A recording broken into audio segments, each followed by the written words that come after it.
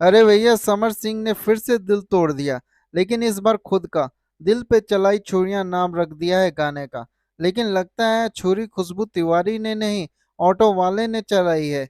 इतना दुखी है भाई। लगता है प्यार नहीं, एलआईसी पॉलिसी एक्सपायर हो गई है। भाई इतना सैड मत हो। हमारे यहाँ तो ब्रेकअप के बाद लोग शादी.com पे रिज्यूम अपलोड करते हैं। ये खुशबू तिवारी इतनी एटीट्यूड में क्यों है भाई? लगता है गाने की शूटिंग से पहले उसने मिर्ची वाला चूरन खा लिया। और भाई, ये एक्सप्रेशन देख रहे हो? आंखों में नफरत, लिप्स पे लिपस्टिक और दिमाग में टिकटॉक की वीडियो। भाई दिल पे चलाई छुरियां मत बोलो, सीधा बोलो। गाने के नाम पे कत्लेआम। ये म्यूजिक कंपोजर किस हॉस्पिटल में एडमिट है? क्या कर दिया तूने भाई? फ्लूट बजाना था, तूने दर्द का घंटा बजा दिया। पहले प्यार फिर त्याग, और अब गाने के नाम पे भाग। ये भोजपुरी का म्यूजिक वीडियो या कलर्स टीवी का रिजेक्टेड डेली शो? और भाई इस म्यूजिक का क्या कहना?